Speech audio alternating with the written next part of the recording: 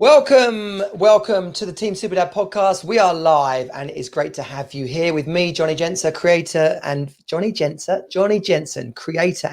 of the Team Superdad community and the Hero Academy program. Today, I have an amazing guest, Kuti Mack.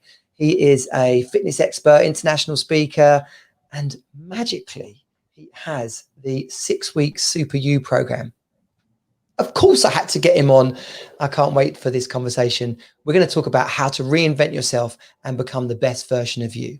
Let's do this. Roll theme. Welcome to Team Superdad. Real dads creating their best lives ever. More time, more money, more fun. You are not alone. You're on Team Superdad.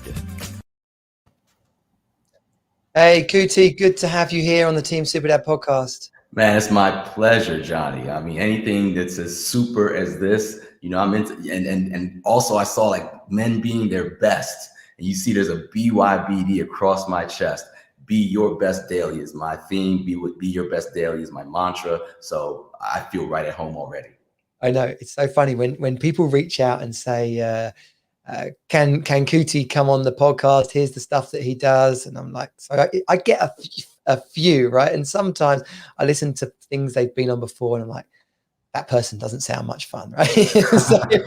so there's one thing, right? So, but then I saw you have your 6-week Super You program and, you mentioned about being your best and reinventing yourself.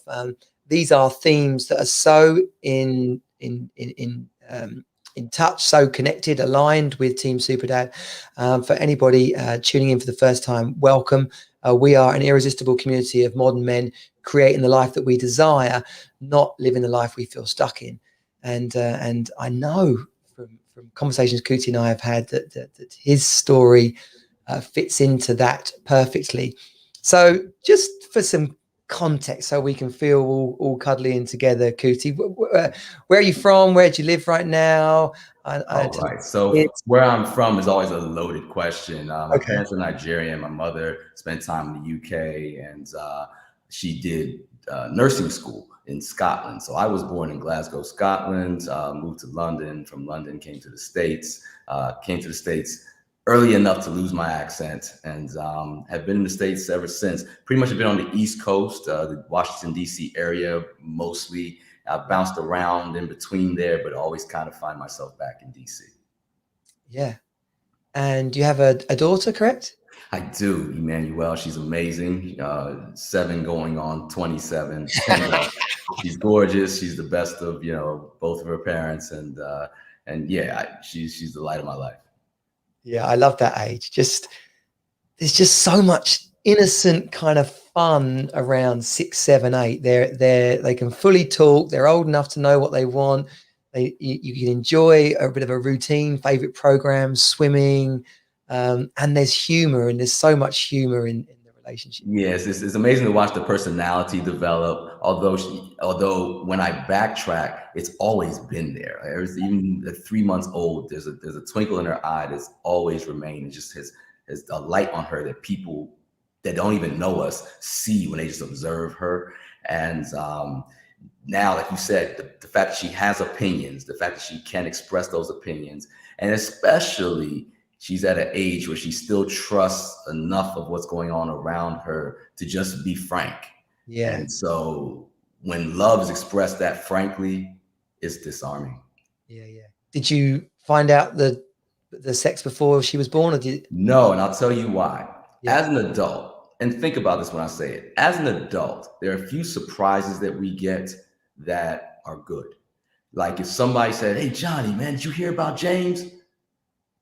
Usually the next sentence isn't, "He just won the lotto and he's a billionaire." It's, it's like, "Man, he died of COVID," or, there's always that. And so when it came down to the gender reveal, I was like, as long as this child is healthy, I would prefer to just not know until that moment, because that's one surprise you can control. Yeah. So, as long as we knew the baby was healthy, and matter of fact, everybody swore to us that we were going to have a boy. And when she was born, she was such a huge baby with a ton of hair that just, kind of with the idea that everybody was implanting in our heads that it was going to be a boy. It's going to be, I mean, people were like categorically not even trying to hear that it was going to be anything but a boy. And so when she came out, and she was just diesel, and she came out, and I was like, oh yeah, and I looked, I was like, wait, it's a girl. So I was genuinely stunned. But then as soon as I said the word, it's a girl, it was like my life, I remember it now. It's like everything just froze, and my entire intention and life's focus just right there. Boom. I got goosebumps. I remember the moment I realized, oh my gosh, one day I'm going to walk her down the aisle. It brought me to tears as I was driving my car. Yeah, man. I mean, there are always a bunch of memories that I just I consciously think of now, that I just want to make sure, like I realize how deep the responsibility is as a father, to be present, be a factor in her life, to be her foundational relationship with people, let alone, whoever she's romantically involved with down the line. Because what I know is even the best of us at some point, especially if you're a strong-minded individual, at some point you're every day as a young person, I remember doing this at least, you step an inch further away from your parents. Even if you love them, even if you care, you just want to be your own person. But if you've done your job properly as a parent, there'll come a point where it boomerangs and you start inching back to your parents. And if you're fortunate enough to have that relationship, and that's the kind of relationship that I definitely want to have with my daughter. So so I literally curate her life on purpose, giving her space to be herself, but always just reminding her that I love her, and that she can trust me. I love that, Kuti, and I echo it as such an important thing. And I'll say this point before we move on is, when I'm working with dads and their kids becoming teenagers, and they suddenly start to talk about, oh, I don't feel like I've got a relationship with them, they don't talk to me. And I was like, well, have you always spoken to them? And like, what do you mean? Right. So the importance of creating that relationship when they're young, saying I love you regularly, hugging, physical contact in that regard, being interested in stuff they do, knowing their dollies' names, knowing their favorite soccer team, football team, what kind of, being able to sing along to the songs that they're listening to. Like it's tiny, but it's also huge, because it's creating that connection whereby they feel that their daddy knows them, is interested in them. And of course that taps into creating quality time on a regular basis. It's in the Hero Academy, around relationships, both with a partner and with our children, is dedicate that quality time. 2 hours a week, and then a day, every like 8 weeks, and you kind of crank it up. So then at least once a year, you're spending a whole weekend with that person, one-on-one, whether it's dedicating time for your partner or dedicating time for your children. So vital. Yeah, I agree. And it's about creating and maintaining the habit of moments that you can look back and touch on, and so when things get a little shaky, you can remember that you're the two that did fill in the blank, while you're creating new ones. The time definitely matters. It's one of those things that you'll blink and you'll look up and you'll wonder where the time went. Yeah. And for kids, a day in a 7-year-old's life is way longer than a day in our life. Yeah. It's just by sheer math, just by ratio. So those times do matter, and they are significant. And if you just think about it, one thing that I've been blessed and maybe even cursed with is I have a very succinct memory of my youth. Like I can go through, I'm talking like from very young, like pre-toddler, I can remember specific things. And so I always do my best to be my best at remembering what it was like to be a kid, so that I don't put my adult biases and tendencies and things that I take for granted as an adult on my kid. I try to remember, okay, when I was 7, how much did whatever my dad was listening to, no matter how cool it may have been ultimately. How much did it really matter to me then? How cool was it really to me as a 7-year-old? You know, how much more important was watching a cartoon than doing my homework? Like, I try to remember those things and then still curate her in the right direction, but understand that she's a kid. Yeah. The little things matter. Yeah. Well, that sort of segues really neatly into being present to who we are and what we're doing, and the reward, like the personal reward that gives us.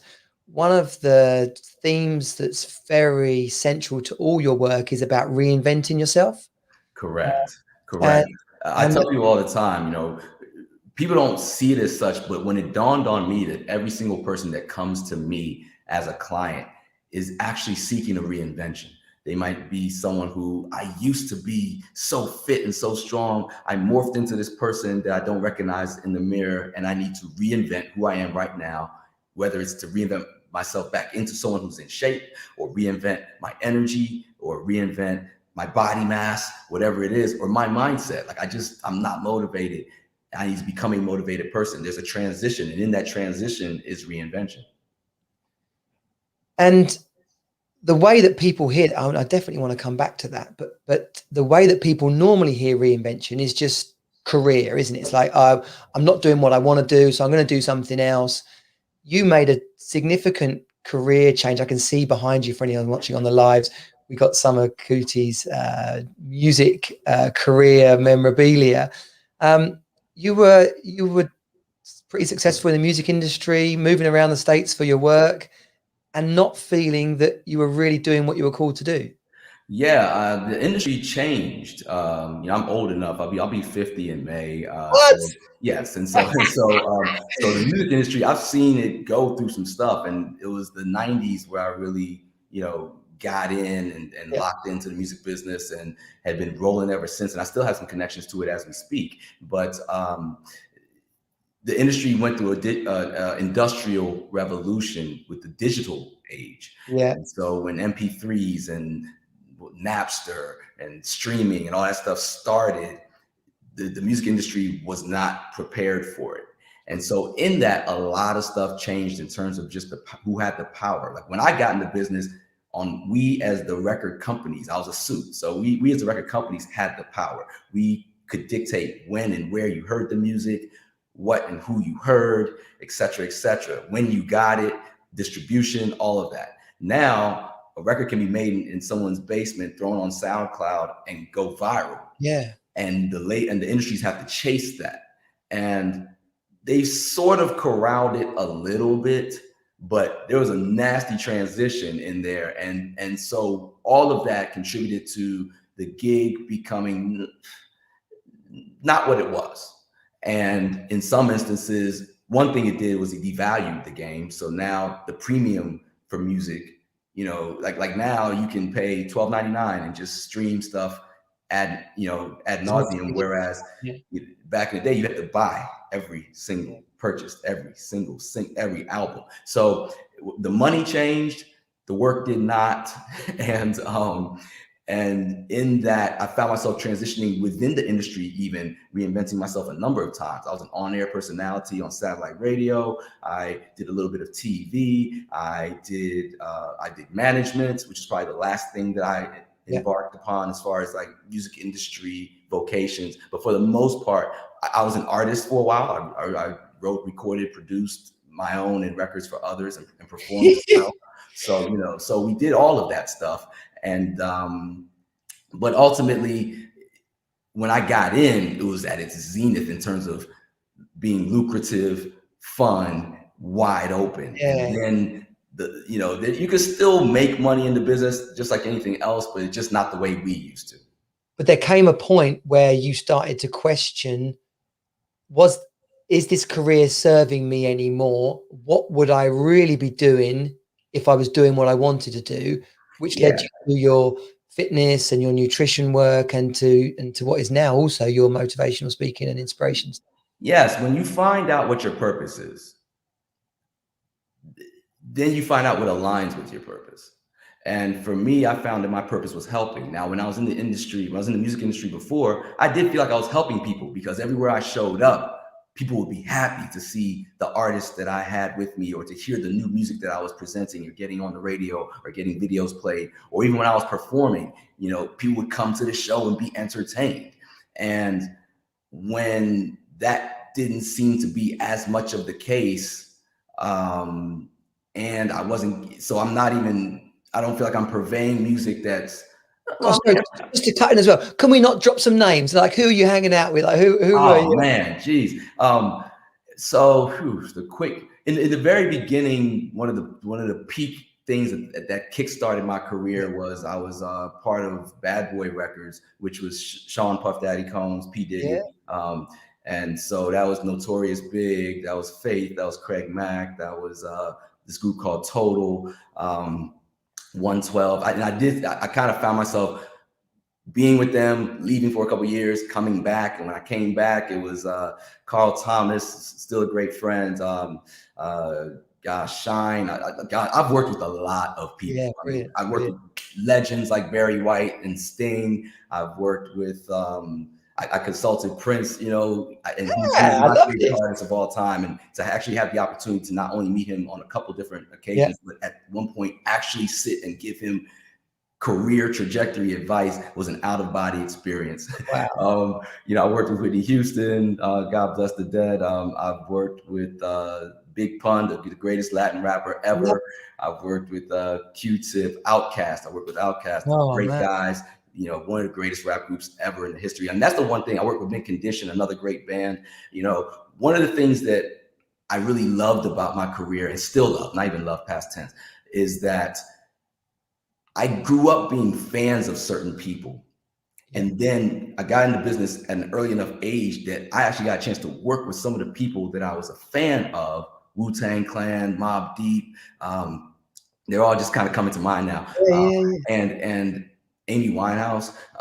And so be a fan of somebody and then work with them and work with them at their career zenith, be a part of the movement, the program, the plan that actually set them on the highest of stages that they had ever been on.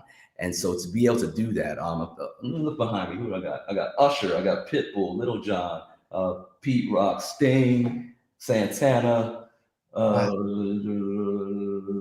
Tony Braxton, Angie Stone. Oh, Angie Stone, everyone loves Naughty by Nature, TLC, you know. So here's the thing, this is what we're going to add some value to people, is you've got this career that has given you so much and has been fun, rewarding, joyous, like experience meeting amazing people.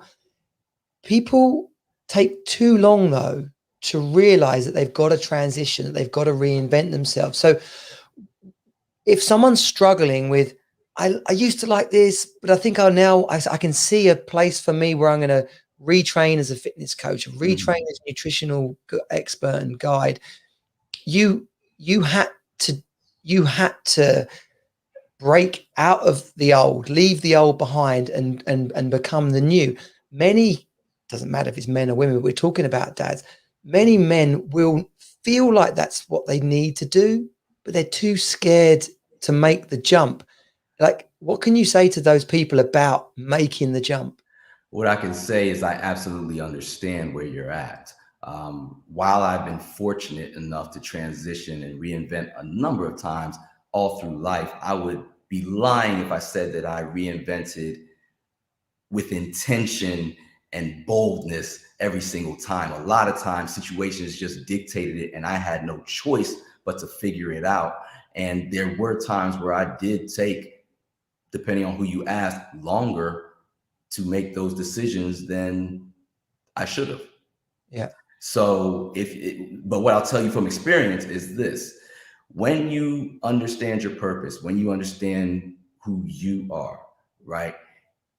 If you pursue something that rhymes with that, even if it doesn't totally work out, the step forward in that direction will always benefit you. In the very least, what you'll find if you step forward and trip up is that, okay, that's not for me. And you'll know, no matter what anybody around you pushes you to do or not do, you'll know that I ain't going back to that. No way, no how, because it's not for me. I know it's not for me because I've tasted it for myself. But understand that fear is something that I just now, I'm talking like just, this is 2021. I just have come to grips with why we have that emotion. And it's a self-protective mechanism, but I want to remind you that anything that you're afraid of, unless it actually ends you. So whatever it is that you're trying to keep alive, unless it ends what you're trying to keep alive, it's not nearly as bad as you anticipate it to be. Yep. Think about like when you were in school and you're given an assignment and it seems like this huge assignment, so you just keep pushing it off. Then finally it's due tomorrow. You have no choice but to start on it. You spend all night working on it. And you get it done. And you get a decent grade on it. You get a decent mark on it. And what I started to realize when I was in college, I was like, you know what? If I just had stepped into it with that intention 6 weeks ago, yeah, I could have either done it 6 weeks ago in one night, or I could have parceled it into small little manageable bite-sized portions of work and just kind of chipped away at it and been done with it with zero stress. Yeah. And that's the factor, is zero stress. Over those 6 weeks, you'd have been carrying confidence, momentum, positive energy, as opposed to the anxiety of it's got to be done. I've got less time. Because I'm thinking about it now as a personal trainer and nutritionist. To keep my certifications up, I have to do these biannual recertifications. And I can either do this one huge test or like a zillion of these small quizzes, right? So I usually, what I'd done was what I just said you shouldn't do. You take a weekend and just hunker down and just for hours on end, just do these bloody tests, right? Now, what I'm doing this time is I just set a thing. I said, if I just do 2 of these a day, it'll take maybe 40 minutes, stress-free while I'm watching TV, and I can knock these things out because I know the material.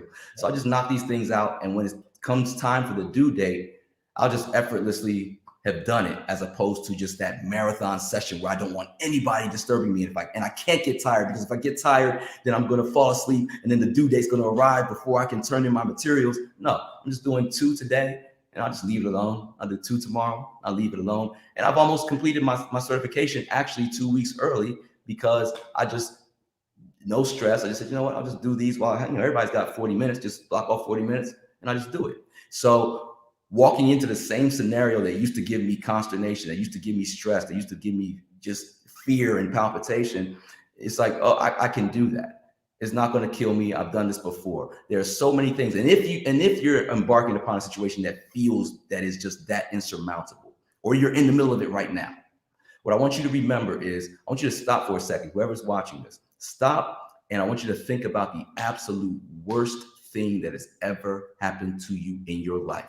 I'll wait. Stop for a second. Just think about it. Even you, Johnny, the worst things ever happened to you. Think about it for a second. All right. You got it in your head? Yep. Okay. Now, the fact that you can think about it means that you already passed it.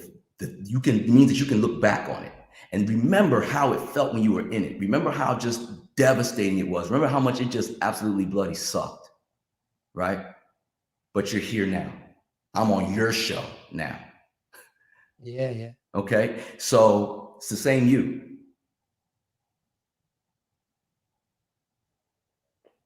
It's the same you. So you're a survivor. This is proven. It's proven already in your life. It's already proven. So when you step up to a situation and there's fear, I understand it. I trust me. I absolutely understand it. And now for me, what I'm doing is I'm looking in the future. Like, okay, for the first time in my life, I don't know what tomorrow holds. Between COVID and all these other things going on, I don't know what tomorrow holds. But what I do know is that I hold today. And all I got to do is be my best today. Yeah. And you can do that too. It's such a simple mantra or foundation for people to put into their thought process. Left to our own devices, I know we'll come up with negative thoughts, concerns, fears, doubts, stress, too busy. Like it's like the worst self-flagellation, or kicking ourselves in the butt constantly. Our brain, what it is to be human, will do that to us. But to have those kind of mantras, have those routines, have those strategies to manage our time and our habits better, we can be our best and remove so many of those stresses that people worry about. But it is a little bit of action and motivation. And I mean, talking about, if we switch this into the fitness side of things, people's personal success, their health and well-being, the results they want in life, I see it, and I bring it into the Hero Academy, and we've got our daily sweat inside of Team Super Dad, like to encourage people, whatever you're doing, wherever you're at, eat better, sleep well, do some exercise, because whatever's going on, you're going to feel better from doing those things. And not only so many people struggle to do them. Yeah. So when you can say to someone, "Oh, the benefits of this are that you're going to have more energy, you're going to think more clearly, you're going to be less snappy with people, you're going to be more creative, you're going to get more done, you're going to be more productive." Like the benefits just keep coming. But yet people still will opt for the unhealthy lifestyle and the sticking with the job they don't love. How, as people are listening to this, they'll be resonating with some of that. How can people start to move towards achieving these things, having a healthier lifestyle, thinking more positively, and starting to create the life that they desire? What do you do with your clients to take them on that journey? So what I do with my clients, I arm them with three things. I arm them with superfoods, super fats, and super moves. Superfoods are the foods that, while there's a whole bunch of healthy foods, there are some foods within even the healthy food spectrum that are healthier than others. There's some foods that get you where you want to go on your program, and there's some foods that will take you off your program. I don't like saying good and bad foods. I love food too much. So there are foods so superfoods are the ones that take you on program as efficiently as possible. The super facts are the information that I give that back up why I tell you whatever I'm telling you to do, whether it's exercise or nutrition. And the super moves are the exercises that allow you to get this thing done, again, the most efficiently. There's a ton of exercises out there, but I like to find the exercises that history has shown me and people in general can get you there as quickly as possible. Because like you mentioned, there's so many things bombarding us that time tends to be one of those resources. It's actually the only resource that's just absolutely finite. Like, like you lose a minute, you lost a minute no matter what happens. You lose $1, you can make $2. So what I give my clients, what I always say is start with the food first. So give us some of these superfoods. So one of my favorite superfoods is actually a method of consuming the food, which is juicing. I like juicing vegetables. Love juicing. So not making a smoothie, not putting them in a blender, but a juicer. We put them in the machine, pulp comes out one end, liquid comes out the other. Now, if you juice spinach and cucumber, that's the simplest one. There's a zillion vegetables you can juice. Yeah. But just juice spinach and cucumber. And if you don't mind the taste of ginger, a little fresh ginger, but you don't need to have the ginger. Spinach and cucumber is my BYBD basic recipe. If you do that within 90 minutes of waking up, 8 to 10 ounces, or 8 to 12 ounces rather, within 90 minutes of waking up without having consumed anything else other than maybe water, and do it one more time throughout the course of the day, and do that twice a day without fail, what you will find within 10 to 11 days that if you don't notice a change in you, somebody around you will.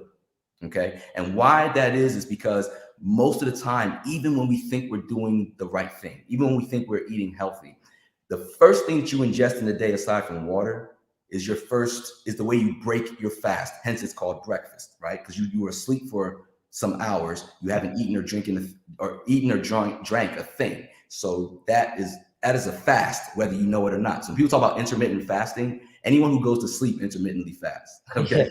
So you break your fast in the morning. What you break your fast with, aside from water, is going to define how your body chooses to chase energy for the rest of the day. So if you give yourself sugar, i.e. carbs, i.e. a muffin, bagel, bread, any of that kind of stuff, pancakes, oatmeal even. If you give yourself carbs in the morning, caffeine in the morning, refined sugar, processed sugar in the morning, that's why you find yourself chasing that caffeine buzz around 2 p.m. That's why you find yourself crashing. That's why you find yourself snacking on carbs at night, because you're chasing what you gave yourself as cheap energy. And your body is a very efficient machine. If you give it what it needs, it'll function properly. If you don't give it what it needs, it's going to look for whatever the next best thing is to convert to energy. And that typically is sugar. Now, if you on a cellular level have fortified yourself nutritionally, you fortified yourself against stress, you fortified yourself against fatigue, you fortified yourself against being foggy minded, your body is tuned and ready to go. It's the difference between putting 93 octane petrol in your car versus putting 87, or even alcohol in your gas tank. You put alcohol in the gas tank and the car will run, but it's going to kaput very shortly. And most of us are putting alcohol in our gas tank, not pure petroleum. I love juicing. I've been on the whole juicing journey of I had a NutriBullet, and so it was all quite thick, and I was like, okay, nice, but I feel quite bloated. Then I had a centrifugal juicer, right? Where it just kind of zizzes everything there. Yeah. Now I've got the masticating I'm glad you made that point. A masticating juicer is the one that you want. Number one, the juices are healthier, they last longer. And another key that people have to remember is don't juice your fruit. Don't juice your fruit. Eat your fruit, juice your vegetables. So I can't even put one apple in? No. Ah. No. Because here's the deal. The body processes sugar as sugar, whether it's table sugar, a candy bar, or sugar from fruit. Now, the thing that makes juicing so effective is that it gets nutrition to your bloodstream 10 to 15 minutes flat. It's faster than anything else because your body doesn't have to metabolize the fiber. Now, if we're addicted to sugar, like I just talked about before, the alcohol in your gas tank, and you put an apple in, you know what you're mainlining to your bloodstream along with the nutrition that apple has? The sugar from it. Exactly. It's a good sugar, but it's still a sugar. People will be on a juicing kick, and they'll have that fruit in there, and they'll find that they'll do better for a while because it's already healthier than what they've been doing. But then at some point they hit the wall and they have the cravings and they crack and they start doing all these things. They can't figure out why, because I'm juicing. You're juicing fruit. That's why. Okay. So I'm going to juice with zero fruit. I always have a way higher percentage of veg than fruit. But okay, so eat your fruit. Eat the apple. Drink the veg. Okay, good. So let's talk about the workout. We'll put the facts back in the middle, right, in a minute. But Super Dad workout, because I do park run in the UK, which is a free 5K run. Anyone can do it. There's a guy that wins and a guy that loses, and no one cares really what the time was for either of them, and everybody else in the middle. And so for the Team Super Dad workout, I was like, it's got to be something that anyone can do anywhere. It's got to be something that can evolve, where you don't feel bad on day one that you can only do 5 press-ups, and you do feel awesome on day 62 when you're chasing down your 50th press-up. So it's 3 reps, press-ups, sit-ups, and super burpees with the press-up and then the jump up. I know from some of the PTs that are involved with Team Super Dad, have to be careful with the sit-ups, give people appropriate exercises for back pain or anything like that. So it could be a plank or it could be a crunch or whatever. But then we do 3 of those, rest for a minute, then 3 more, rest, and then 3 more. So the whole thing is done within 12 minutes. You don't need any equipment. You can do it wherever. And you end up, I am blowing, despite the fact I am fit as hell, those super burpees kill me. Yes. And now I can do 14 in a minute. I still can't get 15 in a minute. But the number of press ups that I'm doing has grown massively from February to here, where now my record for all in one go, no knees, is 56. Nice. So I'm close to 60, which you'll get it. You'll quite exciting. But that as a set of exercises for someone, I can do that anywhere, anytime. You know, is that enough of it? What can you say about getting a minimal amount of exercise in each day to transform your level of fitness? Not become super fit or win a race, but to be an age appropriate level of fitness as a dad so that you can enjoy life, enjoy work, enjoy time with your kids. You're hitting the nail right on the head. We're simpatico in this, and this is why I'm so happy I'm on this platform, because we rhyme. So what I'll remind you, I think I said it earlier today, any step towards improvement is an improvement. Yeah. Okay. As we're fortunate enough to get older in life, what you'll realize when you look around is just the fact that you're trying is already going to put you in a separate category. It's like you talked about that part, that free park, that 5K park run. Yeah.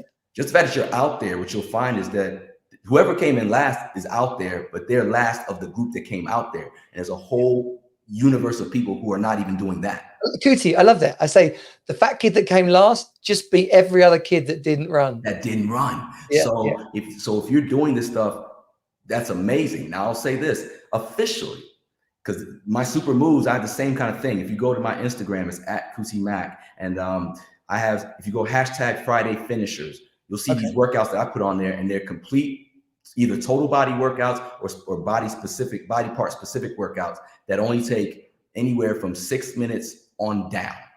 And so if you do, the method that I like to use the most is the Tabata method. I didn't invent this method, but I'd love to utilize it, where you do an exercise, whatever it is, as intensely but safely, as intensely as you can for 20 seconds. Just give it all you got, and then rest absolutely for 10 seconds, and do that 8 times.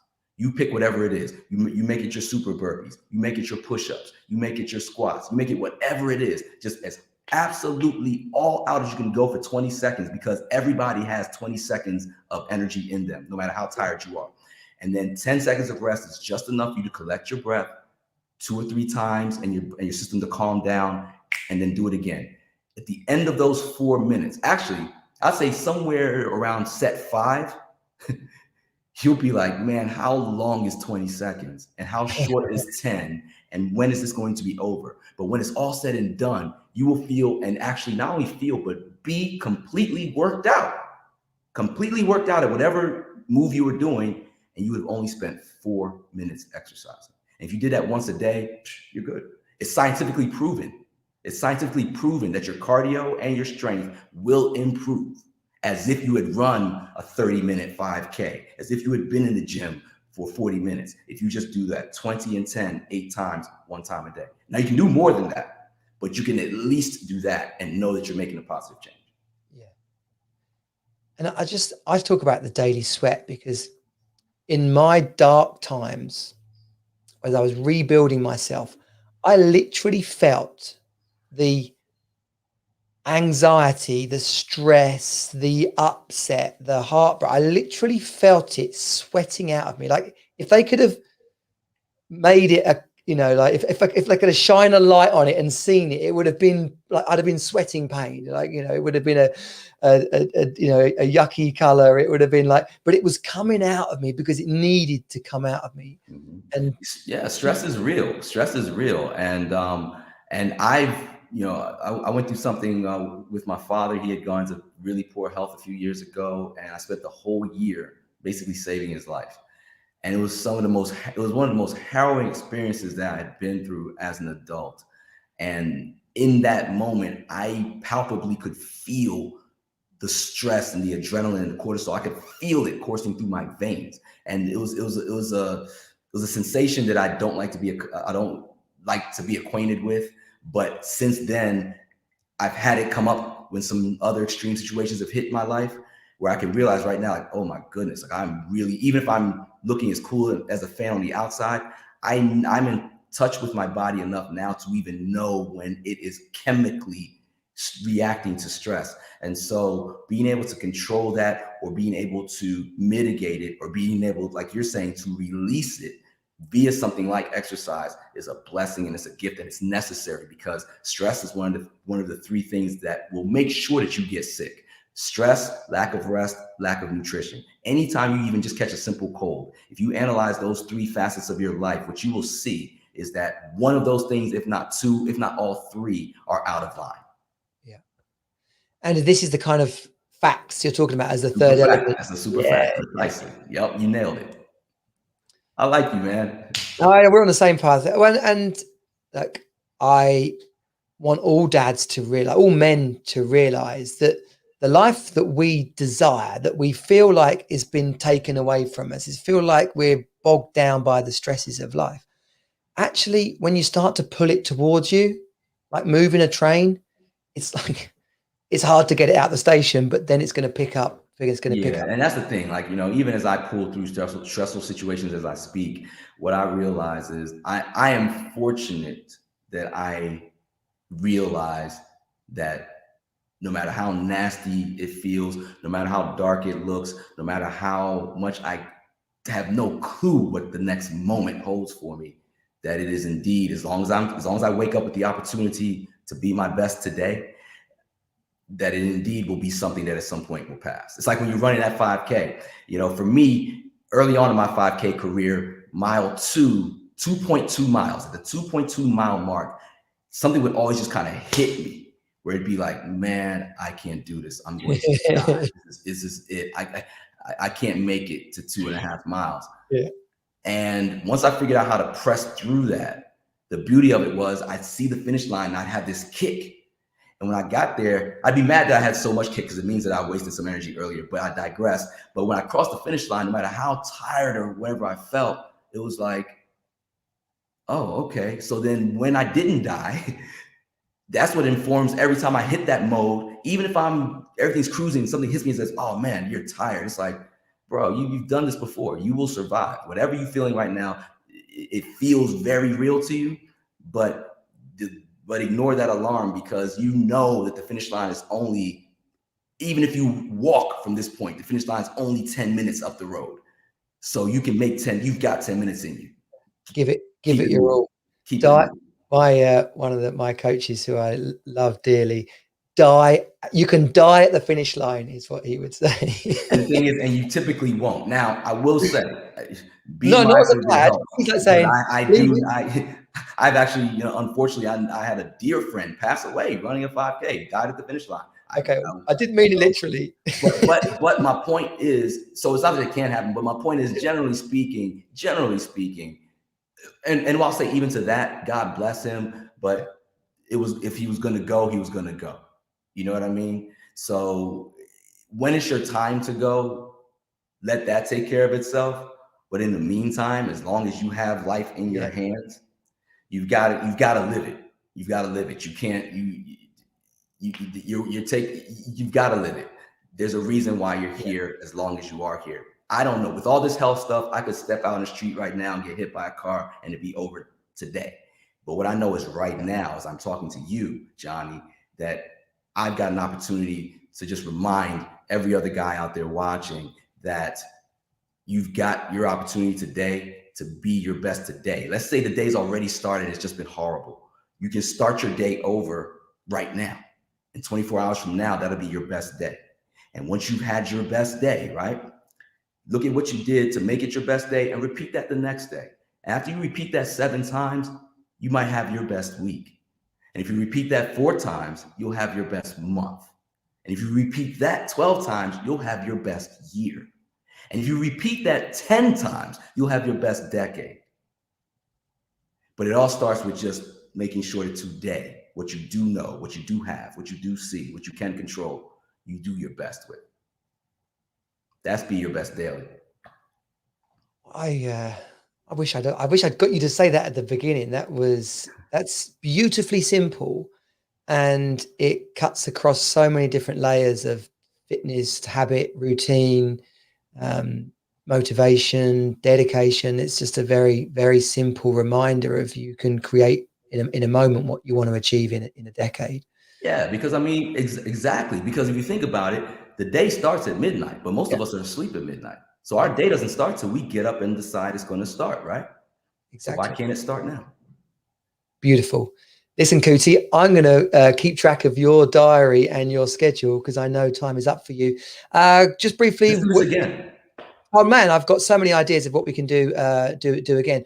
I've put your website up a couple of times for people on the podcast. It's BYBD, Be Your Best Daily Fitness. So BYBDfitness.com. That's good. I can put that up again just as we finish here. That's good. And if Instagram is a thing, you can hit me at Kuti Mack, KUTIMACK. Matter of fact, if you're listening to me today and anything really struck your fancy and you just want to talk about it for 15 minutes, I'll gladly give you a free consultation. Just hit me in the DMs. Go #Johnny and just send that to my DMs, and I will give you, because you watched us here, I'll give you a 15 free minute conversation, and we'll just see if we can sort something out and help you be your best that day. Yeah, mega. Well, listen, I'm going to let you go, but we'll talk about the Super Dad workout. We'll do a joint session together. We'll do a part 2 of this podcast. And just for the record, I can't believe you're nearly 50, dude. You're looking good. Juicing, man. I'm telling you, do it. Okay. Kuti, it's been a real pleasure. We'll see you again. I look forward to that on the Team Super Dad podcast. I'll let you go. I'll play the outro and we'll catch up soon. All right. Thanks for watching, everyone. Thanks for listening. Take care. Bye. This has been Team Super Dad. Find us at teamsuperdad.com. Join the program and create the best life ever for you and your children. You are not alone. You're on Team Super Dad.